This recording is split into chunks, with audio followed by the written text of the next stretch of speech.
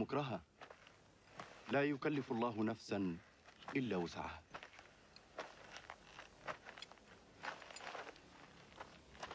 لا أمان لكم هنا. أمرنا رسول الله أن نترك مكة. إن بقيتم قضوا عليكم واحدا واحدا. يقول لنا اذهبوا إلى الحبشة فإن بها ملكا لا يظلم عنده أحد. اخرجوا الآن حالا.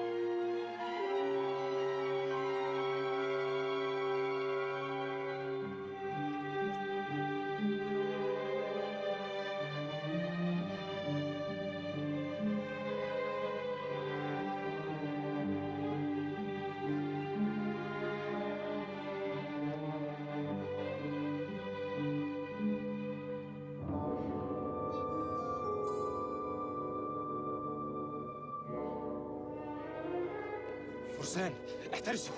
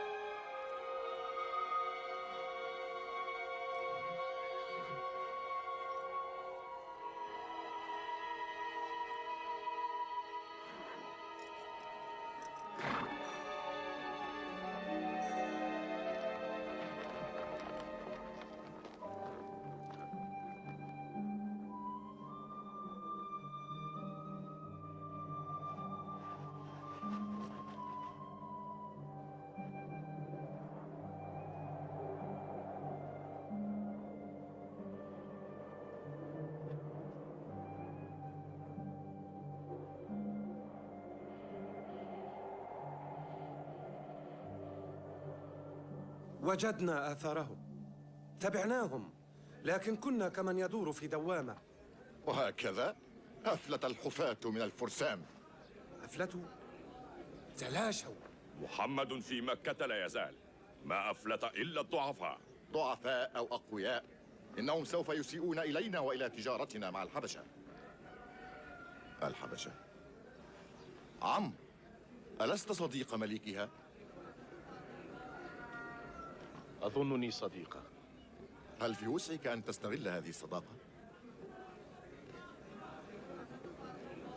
في وسعي أن أعيد الهاربين. إذن إلى الحبشة.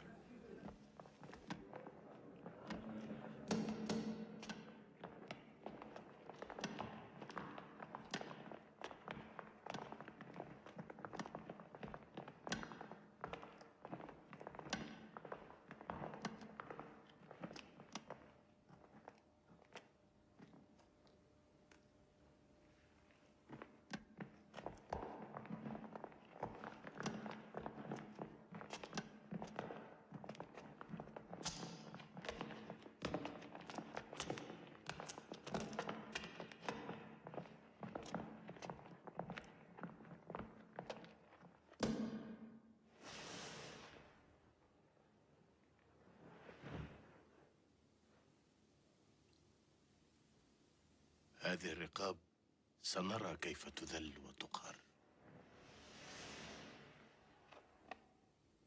ألا تنحنون لنبيكم؟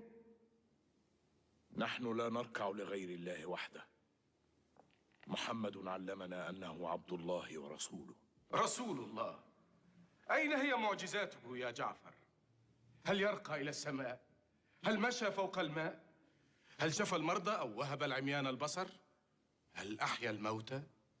أين هي معجزاته يا جعفر؟ هذا صحيح. لا بد للأنبياء من معجزات ليعرف الناس أنهم مرسلون من عند الله. معجزة محمد هي القرآن. كلمات اكتتبها أمي ودعاها على الله. هل يرى ملك الملوك لهم حجة بعدما سمع؟ ولكني أعرف أن الله أرسل من عليائه ألسنة نار على رؤوس الحواريين ليتسنى لهم التحدث بلغات العالم العديدة والتي لم يكونوا يعرفونها قبل ذلك. ولكني أسأل، هل يمكن أن تقع معجزة كهذه في أيامنا؟ سمعتم ما يكفي؟ حجتكم ضعيفة.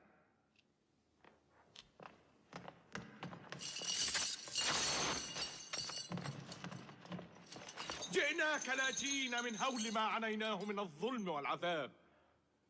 قال لنا محمد: اذهبوا إلى الحبشة فإن بها ملكا لا يظلم عنده أحد. ما يسمونه الظلم هو العقاب العادل لهؤلاء. لماذا أرسلكم إلي محمد؟ لأنك من أهل الكتاب. إيمانك بالله يلهمك حمايتنا. أرأيت أيها الملك؟ حديثهم كسراب يحسبه الظمآن ماء. لقد ألزموني الحجة، لا مناص من الإصغاء إليهم يا صديقي.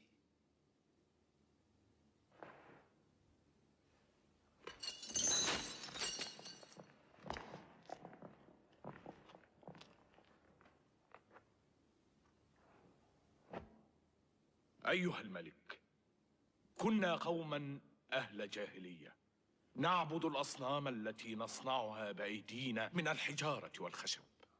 نأكل الميتة ونأتي الفواحش ونقطع الأرحام ونسيء الجوار ويأكل القوي منا الضعيف. فكنا على ذلك حتى بعث الله إلينا رسولا منا نعرف حسبه وصدقه وأمانته وعفته، فدعانا إلى الله لنوحده ونعبده ونخلع ما كنا نعبد نحن وآباؤنا من الحجارة والأخشاب. أنتم تفترون على آلهتنا بالكذب. نحن لا نعبد في آلهتنا الخشب ولا الحجارة، نحن نعبد الروح التي تسكنها ونتقرب بها إلى الله زلفى. ليس كل العابدين يفهمون ما تفهم يا عمرو. بماذا يأمركم دينكم؟ يأمرنا أن نعبد الله ولا نشرك به شيئا، وبالصلاة، وأمرنا بصدق الحديث وأداء الأمانة وصلة الرحم وحسن الجوار والكف عن المحارم والدماء، ونهانا عن الفواحش وقول الزور وأكل مال اليتيم وقذف المحصنات. المحصنات؟ وماذا في دينكم عن النساء؟ ديننا يساوي بين الرجال والنساء، لهن ما لنا وعليهن ما علينا. ماذا لهن؟ ونحن نشتريهن ونطعمهن ونكسوهن ليخدمننا أو نبيعهن إذا أبينا الطاعة. أتمتهن المرأة التي حملتك في بطنها خلقا من بعد خلق وأرضعتك طفلا وسهرت عليك حتى بلغت أشدك يا عمرو؟ لماذا قرست آلهتك العديدة يا عمرو؟ هل أفحمها ربهم الواحد؟ ربنا رب الناس جميعا، رب إبراهيم وموسى وزكريا ويحيى والمسيح، أوحى إليهم من قبل كما أوحى إلى محمد، لا نفرق بين أحد من رسله. من علمكم كل هذه الأسماء؟ القرآن الذي نزل على محمد. محمد عرفناه يتيما يرعى الغنم، والمسيح كان نجارا في أرض الجليل. الحق الحق أقول لكم إن الذي جاء به محمد والذي جاء به المسيح يصدر من سراج واحد. أيها الملك، إنهم يقولون في المسيح قولا لا يرضيك. ماذا يقولون في المسيح؟ يقولون إنه عبد مثل باقي البشر. تكلموا، ماذا تقولون في المسيح؟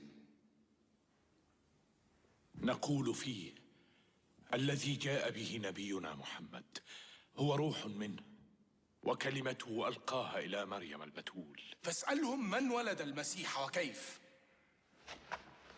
هل جاء في قرآنكم عن مولد المسيح شيء؟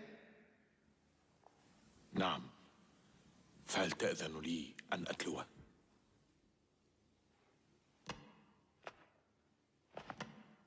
اقترب، هات ما عندك.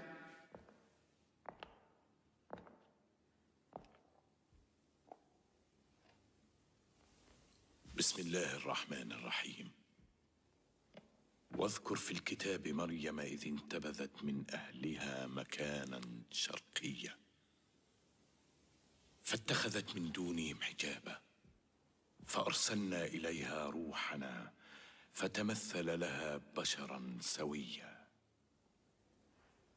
قالت إني أعوذ بالرحمن منك إن كنت تقيا. قال إنما أنا رسول ربك لأهب لك غلاما زكيا. قالت أنى يكون لي غلام ولم يمسسني بشر ولم أك بغيا. قال كذلك قال ربك هو علي هين ولنجعله آية للناس ورحمة منا وكان أمرا مقضيا. صدق الله العظيم.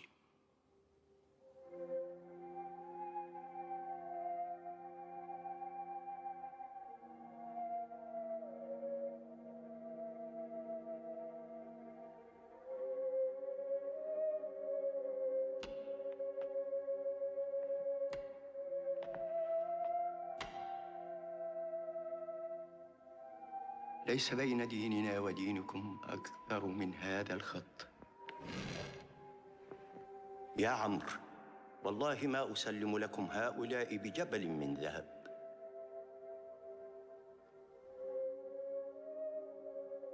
انطلق يا جعفر ومن معك وعيشوا في أرضي بسلام حتى يأذن الرب لكم بالعودة.